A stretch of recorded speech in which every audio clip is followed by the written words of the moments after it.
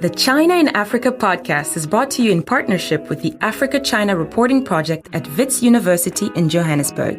The ACRP promotes balanced, considered reporting on China-Africa relations through training programs held throughout the year. More information at africachinareporting.com. Hello and welcome to another edition of the China in Africa podcast, a proud member of the Sinica Podcast Network. I'm Eric Olander, joining you today from Washington, D.C., and as always on our Week in Review shows, I am thrilled to have back China Global South Managing Editor Cobus van Staden in Johannesburg and China Global South's Francophone Africa Editor Geraud in beautiful Mauritius. A very good afternoon to both of you. Good afternoon. Good afternoon. Well, we wanted to have a guest on today, but one of the hazards that we've learned in booking guests in the month of July is that scholars go on all of their research trips, people go on vacations, and as I've noticed here in Washington, there are just a ton of conferences and events that are going on. So people are very busy in the month of July, so we're going to do another Week in Review show here. Fortunately, there is a lot to go through this week. First, we're going to talk about the landmark debt deal that took place last week in Paris to restructure Zambia's $6.3 billion of external debt, bilateral debt. We're also going to talk about the upcoming negotiations on their commercial side as well. Then we're going to talk about a fascinating interview in the Financial Times about the fate of Congo's cobalt supply and did they miss the timing in the market? We'll get Geraud's take on that, given that he is the cobalt expert, and we're going to talk about our brand new interactive map that Geraud has been working on for so long. And finally, we'll discuss a little bit about some of the experiences and reflections of my time in Washington here, and the discussions about China, Africa, and the Global South more largely and more broadly. So we've got a lot to get through. Gentlemen, let's first start with what happened in Paris last week. It was the first time that a developing country won a major debt relief deal with the G20's common framework. Now, this common framework is something that's been around for about 2 years, and it really hasn't gone well. But this is a really important event because the common framework brings together private creditors, India, China, Saudi Arabia, and the traditional lenders known as the Paris Club. And so for Zambia, they announced a landmark deal that restructured $6.3 billion of debt. $4.1 billion of that is owed to a consortium of Chinese creditors, so they are a major player in all of this. Let me just walk you through some of the terms of what is now an MOU. So it's not a finalized agreement. It still has to go to each country who's represented in the common framework and in the creditor committee to make sure that they approve it. So we still have another step, but basically everybody thinks that we're where we need to be. So the interest rates are going to be cut down to 1% until 2037. After that, it's going to go up to 2.5% for the next 14 years. They're also going to extend the maturities on the loans, and there's going to be a 3-year grace period on repayment coming up right now. So the postponement of payments through these extensions is going to generate about $5.8 billion of savings between 2023 and 2031 for the Zambian government. That's $5.8 billion now that can be applied to social services, it can be applied to education, it can be applied to infrastructure, any number of things. So no big surprise that President Hichilema was thrilled. I mean, you just saw he had a huge smile on his face when this was all going down. Cobus, I wrote on Monday, and I'm going to walk it back a little bit, but I wrote on Monday that this looked like a victory for China and that China was, quote, writing the international rules because this deal looked a lot like what other Chinese restructurings have looked like in Ecuador, in Angola, and elsewhere, where they have resisted debt cancellation, they have extended maturities and lowered interest rates. That is very much the Chinese way of doing things. Since I wrote that, and a lot of people who are insiders in this here in Washington, I've had some really fascinating meetings. They're saying, Eric, you're not entirely correct on this one. And people who are actually in Paris and talking to people who know the details of the deal, they said the Chinese were very influential in the process, but they didn't write the rules. Okay, That's possible. And we really don't know, again, until we actually see the language of it. But the optics of what came out of Paris, to me, was absolutely fascinating. There's one other point that I want to leave you with before we get into our discussion, is that the photo that was taken, that President Hichilema put on his Twitter feed, and these are highly choreographed imageries. The Chinese don't do just, hey, everybody, let's get together for a picture, a group photo, and let's snap it quickly. The protocol departments work on these things very, very carefully. But the image had Emmanuel Macron, the French president, Hichilema, and Chinese Premier Li Qiang. Now, you would have thought that it would have been Macron on one side, Li Qiang on the other side as the two co-chairs of the creditor committee, and then Hichilema in the front. But it wasn't. It was Li Qiang in the front, Hichilema in the back with Macron. Again, optics, maybe I'm reading too much into this, but all of this combined just felt very, very symbolic for the Chinese that they were asserting themselves in this new forum, and that they had, again, been very active in the past 2 years of this debt restructuring negotiation to insist on a number of different things that really push the system to its limits. We remember the request or the demand that multilateral creditors like the IMF and the World Bank also accept write-downs on their loans. That didn't go anywhere. But the Chinese were very assertive in this process. Cobus, let's get your reflections, and we'll take into account, I'll put a disclaimer out there, neither you nor me nor Geraud are debt restructuring experts. We're not finance professionals. So we want to defer to those experts. We tried to get a couple of them to come on our show today, but it just didn't work. But we are going to effort to get them on in the coming weeks. So in the beginning, right now in just our discussion, we're like everybody else, trying to figure out what happened in Paris and what the symbolism and the importance of this deal is. Cobus, let's start with you. So what we know so far is that the deal covers bilateral debt. And the next phase of the process will be to also strike a deal with the private creditors. And Zambia has large, you can have private debt, particularly Eurobond debt. Which they say is now just weeks away, by the way. So the private creditors, the bondholders, wanted to have the bilaterals go first. And in many parts, they wanted to see what the deal was with the Chinese. And now the private creditors, the bondholders, is going to go next. So that's a good point. Yeah, so there's a bunch of questions, and here my ignorance starts emerging. So, Eric, I wanted to ask you, do you know whether any debt write-offs actually happened? Did anyone take a haircut so far, or did they avoid that completely? So, as far as we know, based on the MOU, there has been no write-down of the principal debt, of the debt stock itself. The haircuts are coming in the form of the interest rate cuts. Okay. That's the concession that people are making, down to 1%, then up to 2.5%. And that fluctuation depends on economic growth in Zambia, right? No, not quite yet. So there's another caveat on this, and this felt a little bit like a Chinese, clause that they would have put in. But I was told yesterday by an expert who said that it's the bondholders that put this clause in. And this clause is that if the Zambian economy starts to perform better than expected, then the repayment terms will increase. Okay. Now, I call this a very perverse incentive because it does not align with Hichilema's political objectives. And Geraud, this is where I'd like to get your take on this. That think about it if you are President Hichilema next year. Your economy's doing well, the demand for copper is just booming, and now you're confronted with a choice. Do I ship hundreds of millions, even billions of dollars offshore to the bankers to repay the debt? Or do I fudge the numbers just a little bit to show that the economy isn't improving quite as well because I'm going up in a re-election that I need to make sure that powerful constituencies who are going to back me to make sure that I politically survive and to make sure that I divert money domestically because that's how I fight another day. And then, you know what? In my next term, then I'll repay them. That was the question that I had, whereas the incentives politically are to compromise on the governance side rather than to repay the bankers. Geraud, what's your take? Am I being too cynical here? No, I do believe that that's really the mindset I would have if I was President Hichilema or any kind of African presidents, and especially in the case of Zambia, that you are a copper and cobalt producing countries, and when we know how the demand is increasing, I do believe that those bondholders, they're actually expecting the demand to go high. So they're also expecting the income to go high. So in a certain way, they know that at some point, yes, Zambia would be able to repay its debt way earlier than the period of time they've given.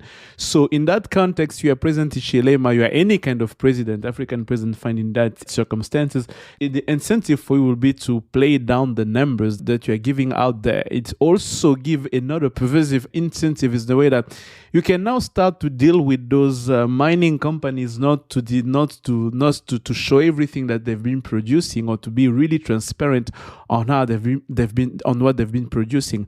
I do expect that the IMF and the World Bank would put in place a commission to be working with the Zambia finances. But in that context, I do believe that from a political perspective, you won't have any interest into showing how much your economy is doing well.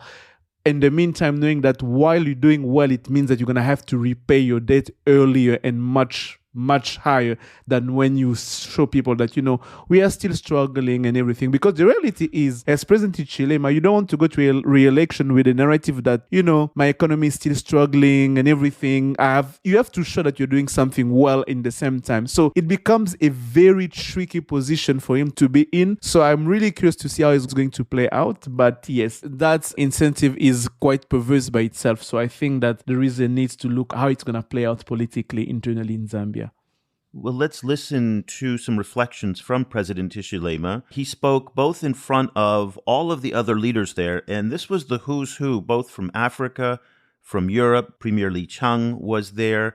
The United States was represented by U.S. Treasury Secretary Janet Yellen. And one of the reflections that he had on the entire process was just how long it took to get this deal done. And Cobus, that's something you and I have talked about for many years, dating back 2 years during the pandemic, that the G20's debt restructuring process began and there was no advancement. They kind of kept pushing the can down the road. And so let's listen to President Hakainde Hichilema. Let me also indicate here one of the lessons of our debt restructuring that is applicable to poverty reduction, to climate change, is the issue around speed at which we do things. G20 framework, when we took office 21 months ago, this discussion was already in train. Now we've been in office 21 months. Yes, we're very pleased that it happened yesterday.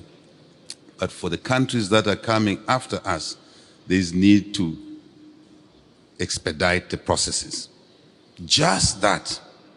So one of the key factors that Western leaders, including former World Bank President David Malpass and U.S. Treasury Secretary Janet Yellen, said resulted in the delays for Zambia was because of China. But President Hichilema, he wanted to make sure that everybody was very clear that China was not to blame for the slow pace of the debt restructuring deal. He told Bloomberg Television in an interview that you cannot pin this all on one country. This perception that there was a delay from one country is not true. So it was this not president here and President Xi Jinping have been in a conversation, virtual manner, phones, different ways, and different levels. The premier, the finance minister, foreign ministers, the central banks, and everybody has been working together. The issue now we are looking at is not to polarize ourselves as a global community, but to streamline what we do, to rationalize what we do for the greater good of humanity. Right. Cobus, China not to blame for the delay. That's what we just heard. That is not what we heard again from Western critics. What's your reaction to both the comment on speed and the defense of China's role in this whole process?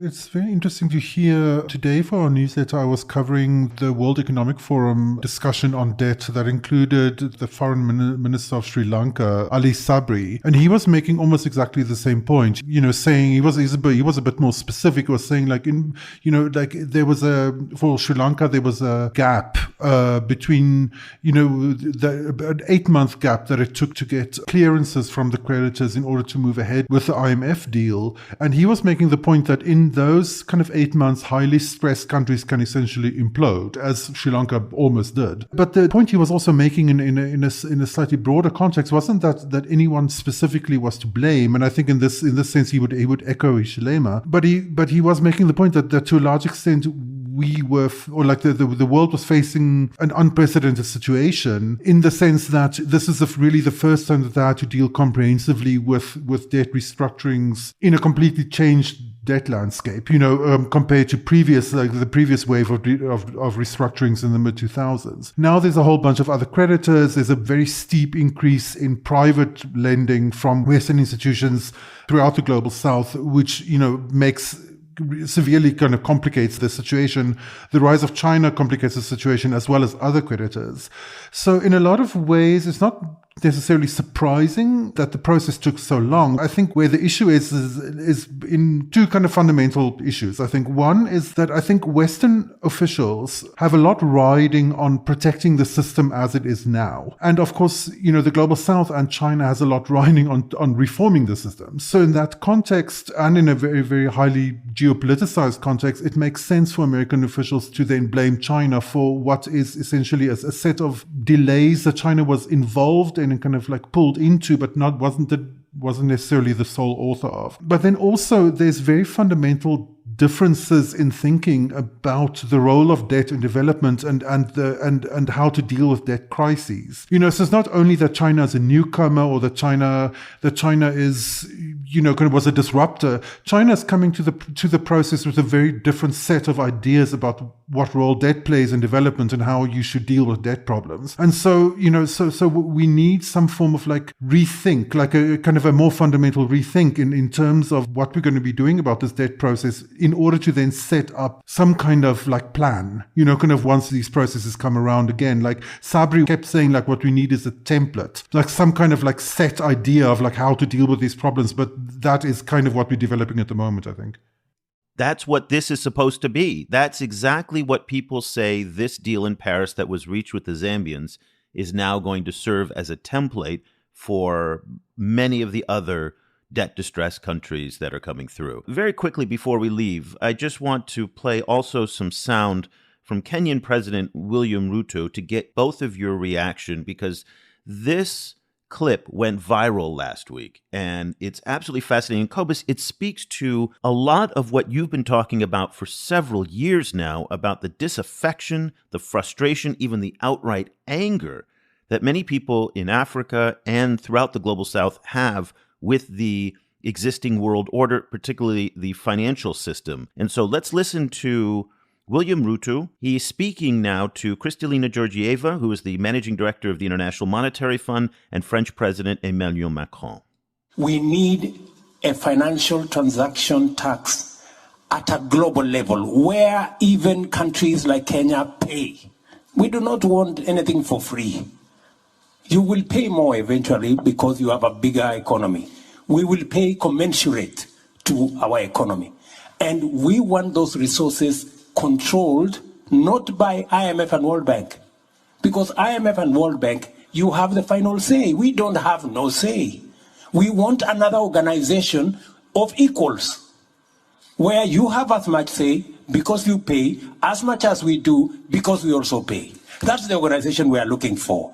And that is why we are saying we need a new financial architecture where governance, where power is not on the hands of a few people.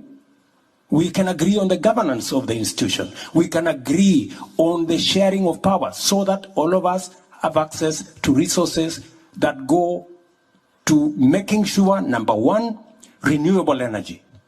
We invest in decarbonization. Number two, adaptation, mitigation, smart agriculture. Number three, restoring our planet, restoring our biodiversity, and making sure our carbon sinks work. This is what we are saying, and we would appreciate a little understanding. We want to be, we are talking the normal. If we continue talking the normal, Emmanuel, we will never solve this problem. Things are not going forward, they're going backwards. Tokenism, installment will not solve this problem. we have a much bigger problem than the installment we are discussing here will solve. You're not hearing us. Geraud, you're not hearing us, is what he said. And it was very direct, unambiguous. What's your reaction? My reaction will be a bit different because I believe that William Ruto likes to talk.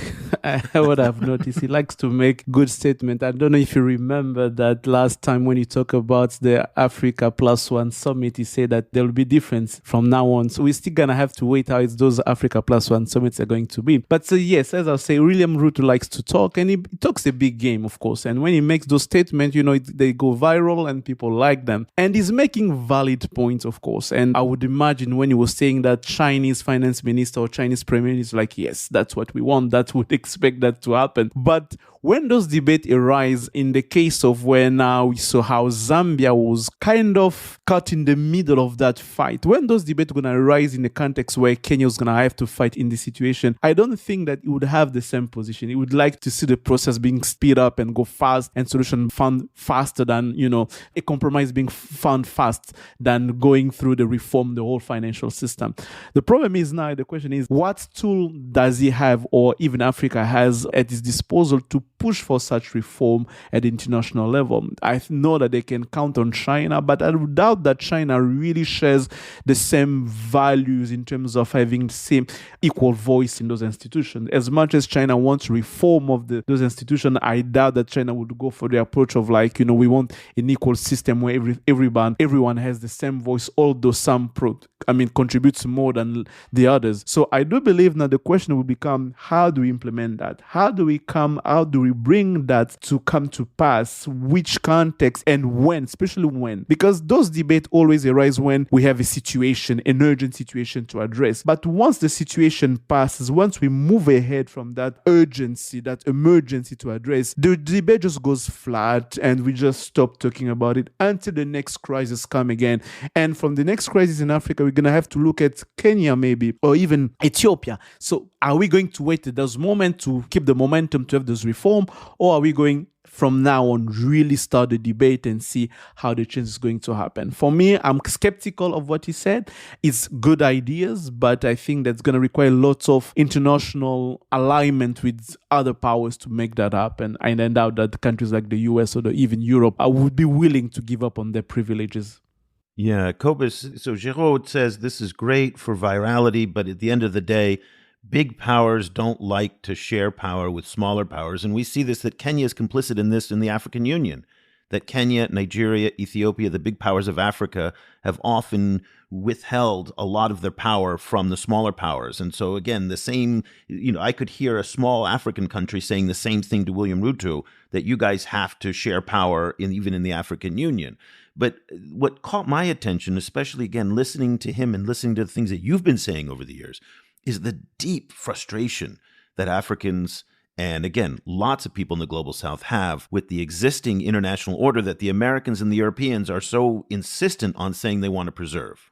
What's interesting also for me in his comments is, he raised this idea of tax on financial transactions. I've seen that concept kind of come up repeatedly over the last few years. It offers potential for not only to finding the money to set up this kind of financing, particularly to help countries with just transitions and climate issues. But it also potentially has the option, as he says, that it would be a situation where there's an option there for a kind of a weighted influence, in some kind of body where each country contributes this financial transaction tax, and which would then kind of add to a pool of money that could then be used for these projects. However, that would immediately then set up a big fight, I think, within countries with large financial industries, and particularly the United States. So that makes it politically very difficult. It also, additionally, I think at the moment, for countries, for the traditional powers, particularly the Western powers, they obviously have a large amount of capital, and they have a large amount of other kinds of power, norm-making power, military power, and so on. And the rest of the world is uncomfortable with the overlap of those things. But of course, the global North countries are very comfortable with the overlap of those different kinds of power and them being located there. What is interesting for me at the moment is that this is the rare moment where you start seeing criticism of these structures coming from within Western institutions. So, for example, Kristalina Georgieva last week at the Summit for a New Global Financing Pact in Paris was,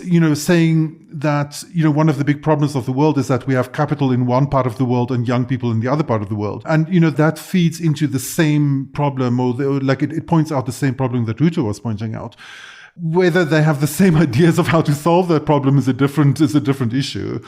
So I definitely can see the value of this kind of idea of like a financial UN, essentially, kind of where there's there's a bit more parity between the countries, but getting there in the current geopolitical circumstances will be tough, I think.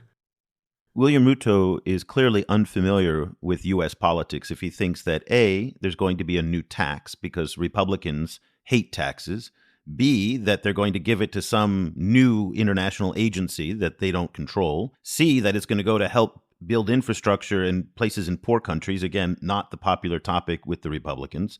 So this thing is dead on arrival in the United States. So whatever happens, maybe it happens without the United States, that's perfectly fine, but there's no way on God's green earth today that anything like this even gets considered in Washington. Never. The problem is that that's true. I think, I agree that that's, in terms of political realities in the US, that's true. But I think we are at a moment where, and depending, we'll have to see how crises go over the next few years. But we are at the moment, at a moment where there's much more discussion in the international arena around this very issue of the central structural privilege of the United States, around the dollar, around those kind of things. It's being questioned in high levels that we haven't seen in the past. So who knows whether that will last? But it raises a big fight between other countries and the US, which wasn't really in the air before. To be fair, it's being questioned by countries that are short on dollars. Okay, let's be very clear here on who's questioning it. It's countries that are running short on dollars. And China, which has a lot of dollars. But China has different motivations. But in the global south, the vast majority of countries that are talking about this are countries that are short on dollars, for the most part. And so they want to see another system because they're specifically short on dollars. And again, there is nothing stopping anybody today from shifting over to yuan if they wanted to. They could. In fact, more transactions are being done, but they're still in the single digits. I agree that there's some momentum, but the rhetoric oftentimes gets ahead of the reality on this particular topic, But one last point here before we move on, Geraud. The tone that Ruto takes with Kristalina Georgieva and also Emmanuel Macron and Olaf Scholz from Germany is noticeably different than the tone that African leaders, including Ruto, take with Xi Jinping and Li Qiang and other Chinese officials. Did that strike you as well as something notable in this exchange and previous exchanges between African leaders and Europeans? Yes, it really strikes me because it's the same tone that you see even with Hichilema when he didn't want to implicate China in the lengthy process they had before finding the solution in its crisis. So it really shows you how much there is that sense of feeling in Africa that where we don't want to frustrate China. Because as much as China can be really tough in terms of negotiation, as long as China can be responsible in many ways in the lengthy process that Zambia has experienced, they also know that China is the only one so far that's willing to come to Africa in this context. So they kind of have the understanding China hold the grudge easily. So when you think of in the future that you might still need Chinese financing or in any possible way Chinese investment in your country, you just tend to not to frustrate China. And let's not forget, Africa doesn't share the same story with China that it shares with Europe and with the West. It's more easy from an African perspective to go straight to attack European because you can still call on the historical responsibility that Europe has on what's happening in Africa right now. You can really take that position, call them out. But for China, you can still think that, he's the new kid in the block, so I can still manage him. I can still, talk with him, without frustrating him because anyway, he's the only one who's still willing to come into my mess. So I do believe that there is that way, and we saw that with Zambia, where they really tried hard not to accuse China of any kind of responsibility in that circumstances. That historical context is super important. I mean, China does not have the baggage of slavery, nor does it have the baggage of colonialism in Africa. And that can't be divorced from the reality. So that may play a big part in the tone difference between the two. Okay, so we're going to continue to cover the Zambia debt story in our news coverage every day, and then we're going to pick it back up later in the summer, and we're going to have some experts. We're in touch with a number of people who were in Paris, who know the details of the negotiations, who understand this issue far better than we do. So we want to bring those voices to you, but we wanted to start the conversation with you just to get everybody thinking about what the importance of this deal was. Let's move on now to the DRC. There was a fascinating interview that came out with the head of the Congo's state-owned mining company, Gécamines, the new chair of the company, Guy-Robert. He told the Financial Times that he's worried that the DRC may have missed its moment with regards to cobalt. This is an issue that we have been covering in very, very close detail, in part because, Geraud, you are one of the foremost experts on China, cobalt, and the DRC mining. This interview with Lukama was very interesting because he was expressing concern that not only is the issue because there's the development of lithium-ion and sodium-ion batteries that are cobalt-free, but also because there have been some rather large cobalt discoveries in Indonesia. Indonesia, if you recall, is one of the world's largest nickel producers, another key metal that goes into batteries for electric vehicles. Now, if Indonesia becomes a competitor to the DRC, that could be an opportunity for non-Chinese companies from the US, from Europe, from South Korea, Japan, to build a supply chain around cobalt that doesn't touch the Chinese as it does today in the DRC. Geraud, let's start with you. First, let's get your reaction to what Lukama was talking about in the FT and this expression of anxiety over whether or not Congo missed the timing. I do believe that his intervention was really interesting in a way that he was really talking in terms of anticipating the situation that are going to unfold. When he mentioned Indonesia, I kind of find it was a bit overreacting in a certain way because, let's face it, DRC in 2022 produced 100,000, 15,000 tons of cobalt, and Indonesia was barely 9,000, 10,000. So it's really way beyond DRC. But I do believe he was talking about what may happen in the future because the way Indonesia is increasing its production, it may really impact the place that DRC can have into the ecosystem on the longer run. It says that DRC did not take the economic advantage of the cobalt because for many years we didn't take benefit of the revenue that cobalt has generated. You know, in 2018-19, the cobalt was like $80,000 the ton, and we didn't see much of this revenue change in Congo's economy and Congo's life. And him anticipating that the changes that's coming up on the market in terms of production, in terms of change of technology, moving from cobalt to more lithium and to more nickel, he sees that how much DRC can be moving, can be losing that opportunity where it was the center of the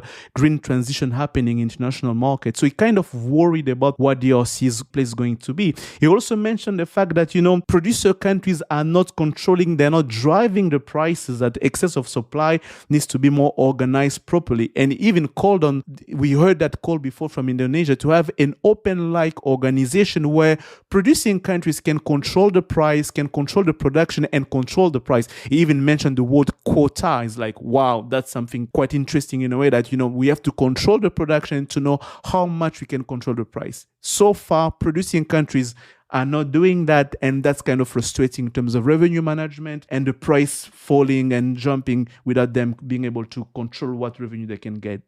Well, you can see why he wants to create an OPEC-style cartel to control the price, because last year at this time, the price of cobalt was $40 per pound.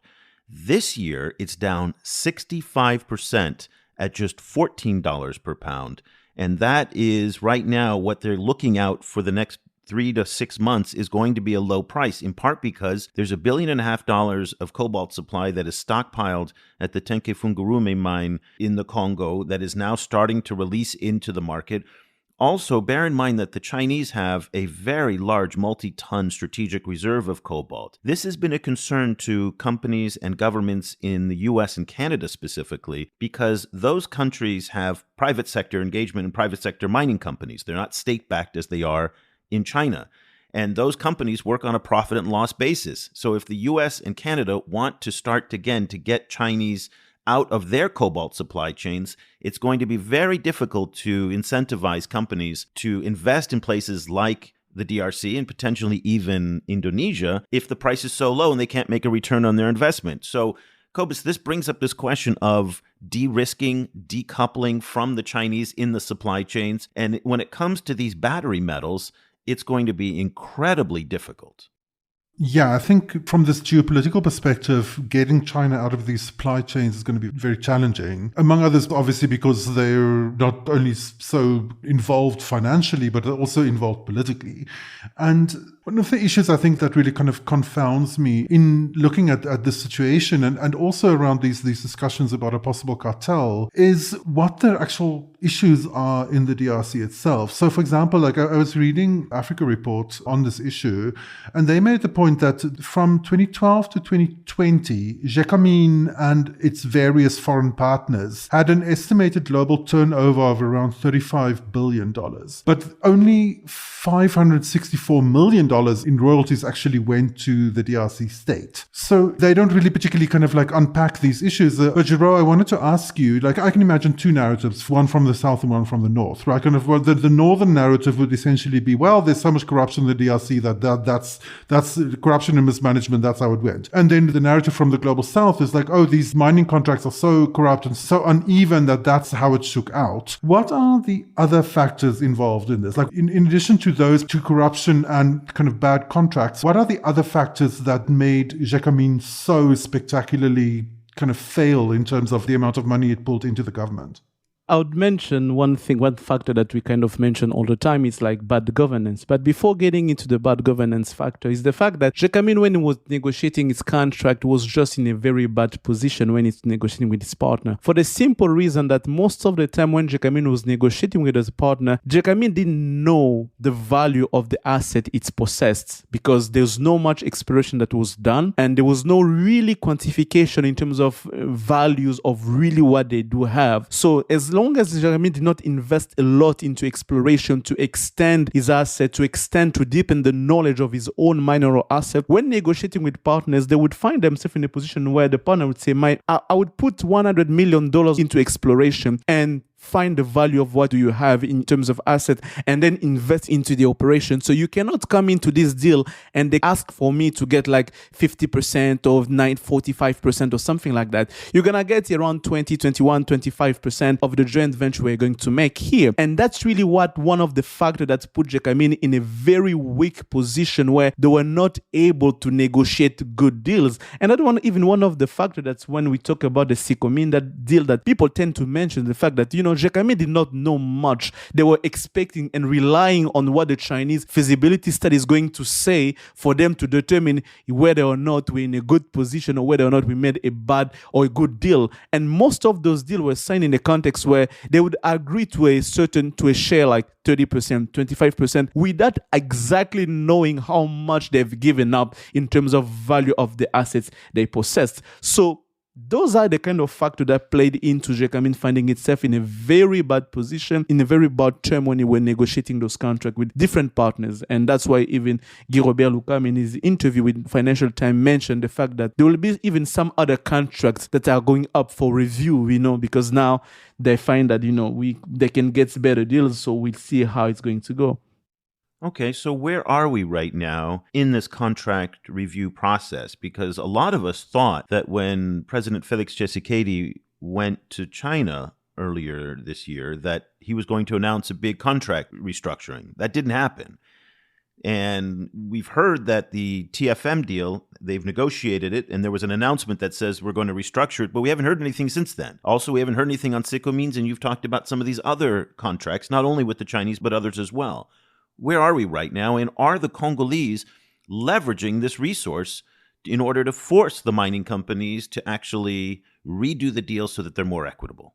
I don't think that we're anywhere at this point. I think after President Tshisekedi's trip to China a few weeks back, we talked about it. We kind of said that the phrasing and the wording of the joint communique they've made after the meeting with Li Qiang was quite clear in a way that we could understand that it was like those renegotiations, if they have happened, they won't be happening now. And we even see now, since they came back, no one is talking about Gécamines deal anymore. No one is talking about TFM anymore. kind of quiet. We entered that period of political tension in DRC that everything that are short for economics, like, just get out. We are more into the politics right now. So where are we? We are really not, I won't say nowhere. We are somewhere, but it's unknown. I think that there are many discussions happening beyond closed doors, and I don't think that those agreements would see the light of day so publicly the way they've announced it before. So we're going to have to wait, but I don't see any major change happening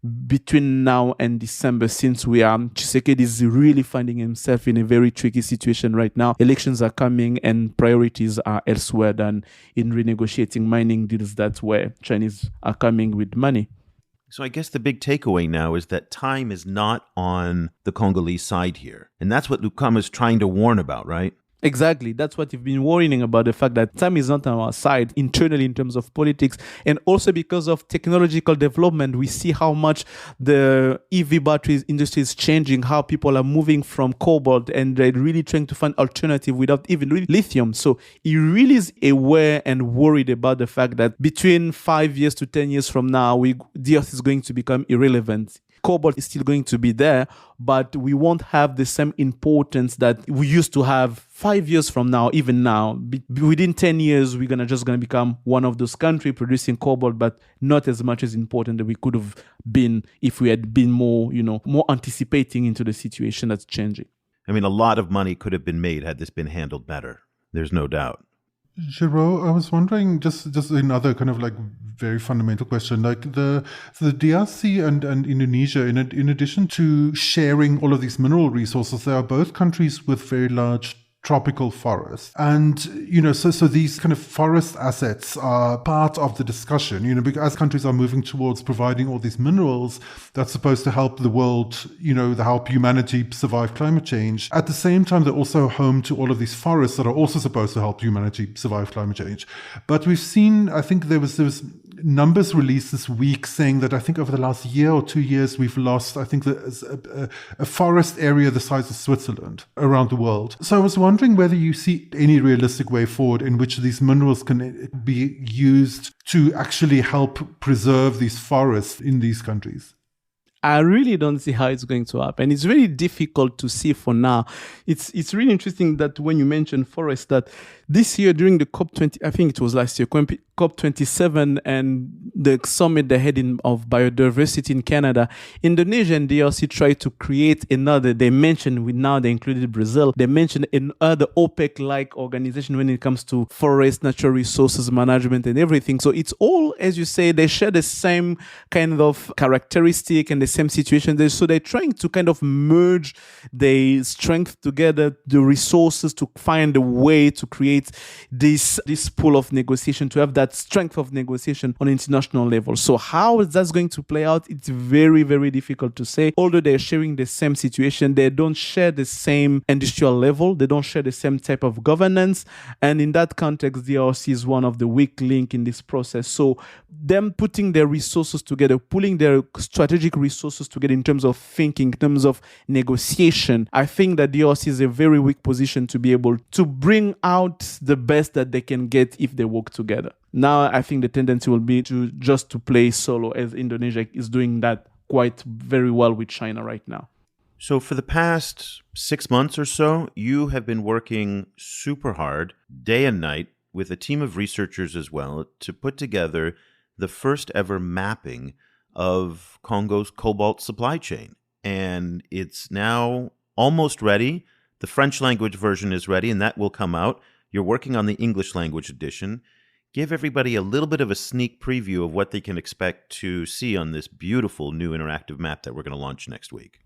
So that's really interesting. So as you say, we've been really working hard in the past 6 months to produce this tool. So what they're going to find an interactive map where they're going to see all the big mining players of cobalt and copper in the DRC. They'll be able to see where the Chinese mine are, where the Kazakhs mine are, the Swedes are, the Canadian are, and they'll be able to see the production they did in 2022. They're going to be able visually to see how big the Chinese are and how big are the rest of the the companies are. They're also going to see the production of cobalt and copper in 2022, but also of a historical perspective, what happened from 2022 up till 2018. We also provide them with content in terms of export flows to be able to see, okay, in DRC, we know that those Chinese companies are producing this much of cobalt and copper. We want to know where it's going, who are the buyers. We were able to provide, based on the data that we've collected from the mining ministry in DRC, to provide those kind of information, allowing the user to know, for instance, when a joint venture Canada-China project Kamoa produce copper and cobalt, who buys that and where does it go, and what is the transaction they're making, how much is that transaction. So we are able to provide those kind of information. So the user will be able to see those information, to also see the logistic, where the cobalt is going from, and from DRC, what's the port it's going out of Africa, what road they're taking, the Benguela Railway from DRC to Angola, or to Dar es Salaam, to Beira, or to Durban port in South Africa. So we provide those kind of information. We're also providing some information about social environment issues. Where do we see social environment issue, pollutions, and infrastructure that mining companies have built and everything. So yeah, we're providing those kind of data. It's going to be, updated as much as we can. Now, this is a nerdy product, okay? This is really a nerdy thing. So if you are into battery metals and supply chains, this thing is going to be amazing for you. It is beautiful, and what it does is it shows the complexity of the supply chain. So here in Washington, there's a lot of discussion about how to get China out of the cobalt supply chain. And I think what this map is going to show is that is incredibly difficult, if not impossible. Again, it's coming out next week.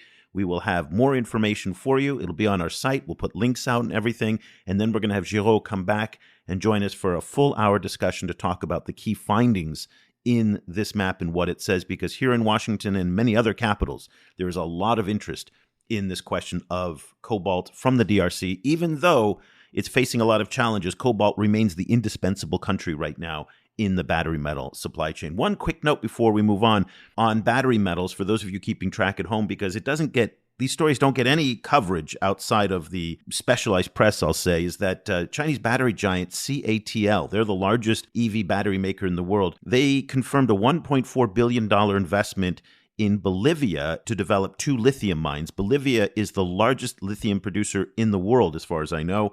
And so that is a very big deal. So it seems to me that what the Chinese did with cobalt in the DRC, they're moving very aggressively now in the lithium space, as well as they've done in nickel, which we spoke with our Southeast Asia editor, Antonia Timmerman, a while ago. They have really moved quickly in dominating the nickel supply chain in Indonesia. So this is starting to unfold in lithium as well. So, Geraud, one of the popular consumers of your map is going to be here in Washington. And I can tell you right now that whereas Africa was not really a priority in previous administrations, it is definitely a priority now. And you can see that in just the level of interest. In Cobus, it's interesting because remember when we had Judd Devermont on, who was at the National Security Council, and he talked about how the administration is really elevating the priority of Africa in the White House. The visits have gone up, the engagement has gone up, PGII initiatives have gone up. There's a lot more activity.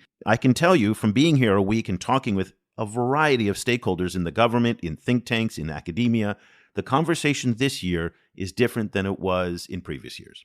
Different in what way? Like as in terms of simply more attention being paid to Africa, or are you also seeing some of the talking points shifting?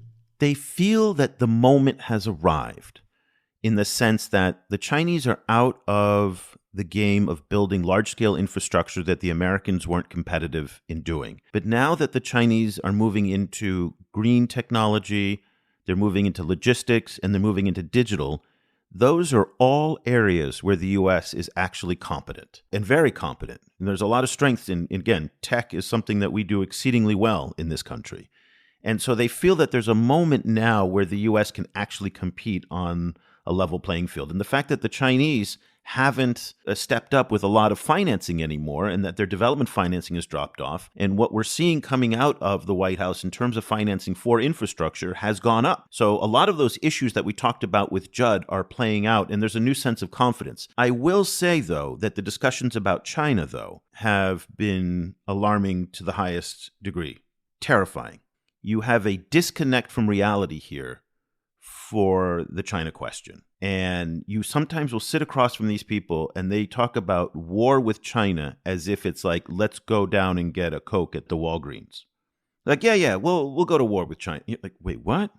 It is shocking how cavalier they are talking about war and conflict. And you get this feeling here that everybody's now a China expert. Everybody's a China expert. Remember, we talked to Daniel Rundi from CSIS, and he wrote a book, and he wrote in the first chapter of the book, I'm not a China expert, but that was a direct quote from his book. That's quite popular now, that everybody wants to talk about China. And it is very concerning because the level of boneheaded discussions that people are having about China is alarming, really alarming.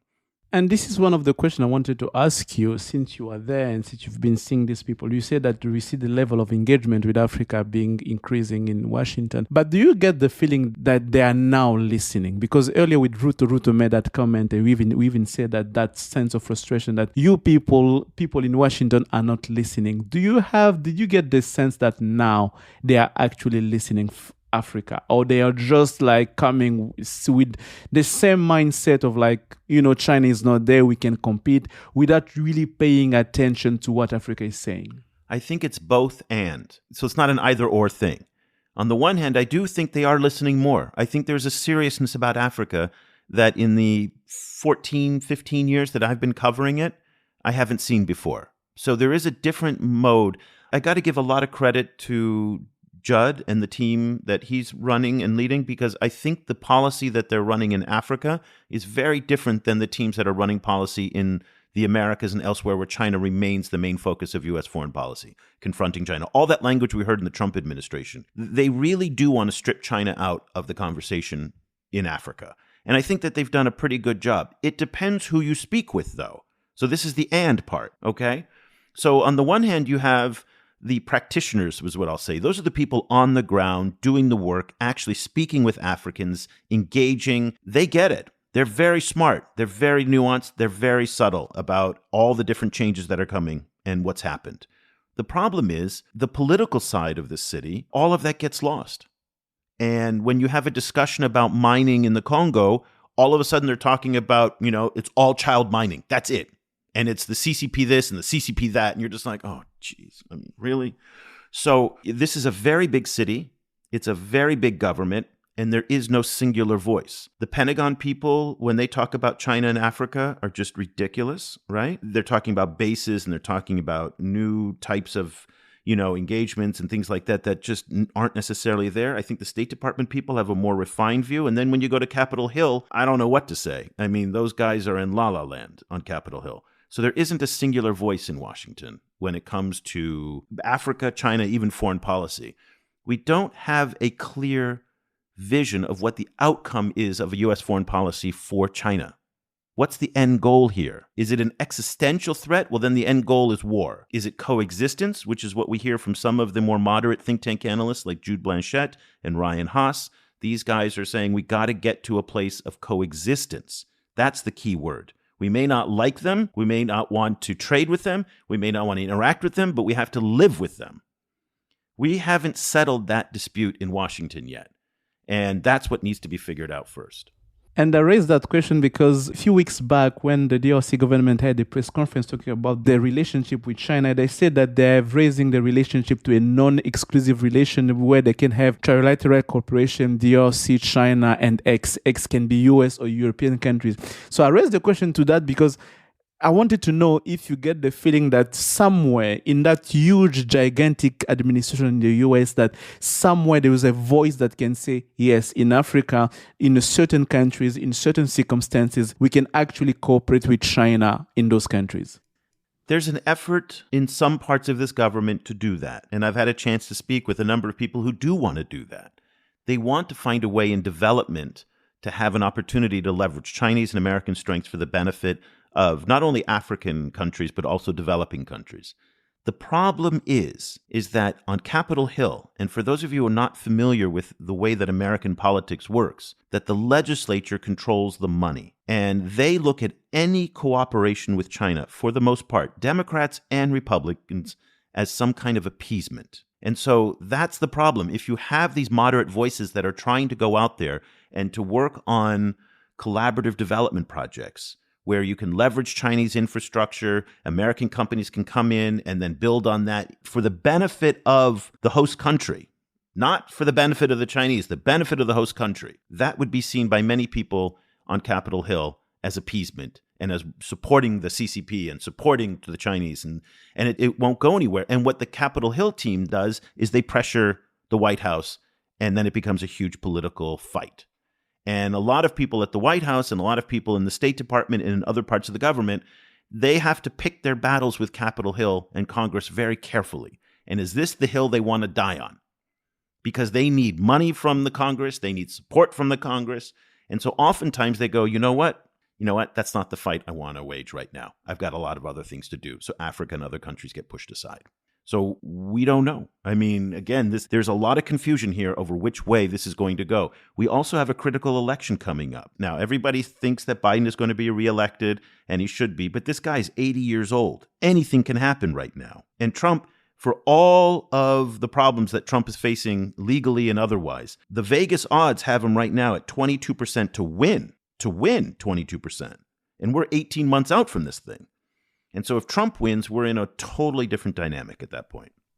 Eric, so this week, again, like just returning to earlier discussion, like Sri Lanka's foreign minister is touring China. And in one of the interviews with him that I was listening to, he was literally saying like, look, this kind of unipolar moment of US leadership is over, and the rest of the world is sick of unipolarism. Like the rest of the world wants multipolarism. They want 2 or 3 or 4 kind of other big powers that they can work with.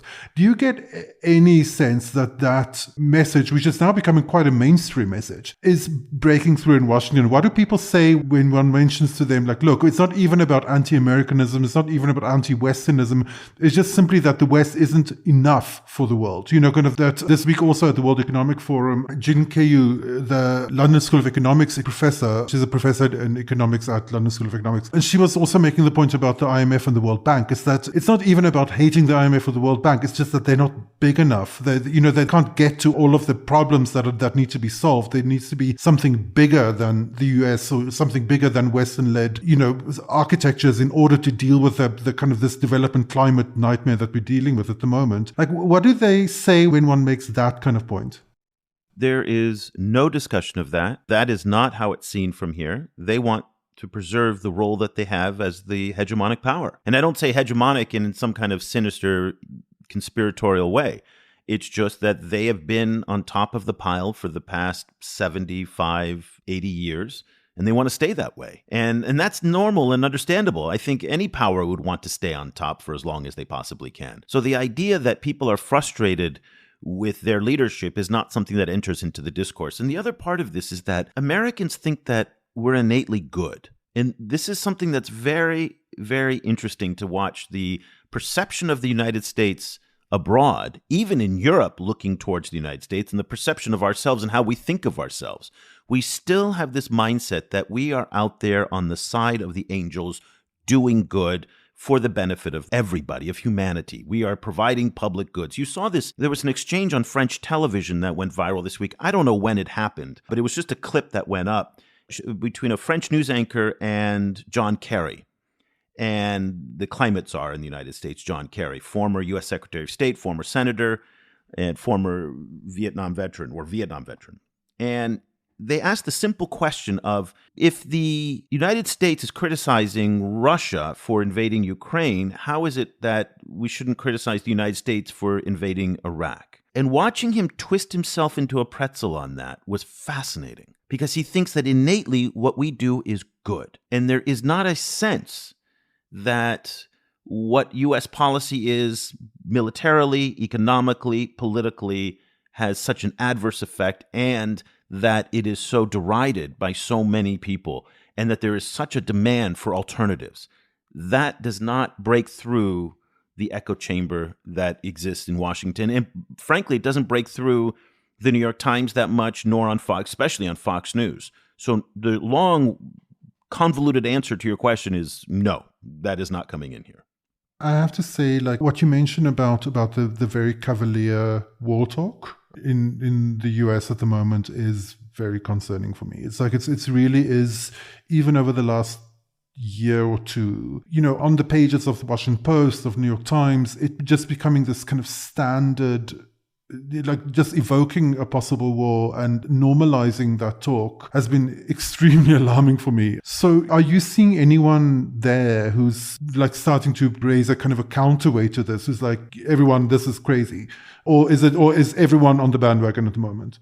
No, it's not everybody on the bandwagon, but the moderate voices struggle to get heard in such a polarized political climate. And one of the distressing parts of the China discourse is that there's really no dissent on this. So you'll see the Democrats will try and China hawk the Republicans. And it is, again, in the discourse, it's very difficult. There are some really good moderate voices here. They're just having a difficult time breaking through. And there's this weird culture change. So I had lunch the other day with a junior analyst, a guy who's on the up and up, young guy, just finished college a couple years ago, and he's making his way through the think tank world, and he's interested in global affairs.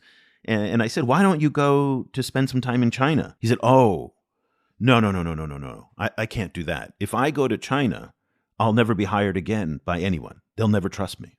And I was like, wow, that is crazy. Do you know what I mean? Like just going to learn the language, the people, the culture is considered a negative in some parts of this city. That he would have a difficult time getting jobs in the national security community, in the think tanks, and in many parts of this town because he has a direct connection with China. Crazy.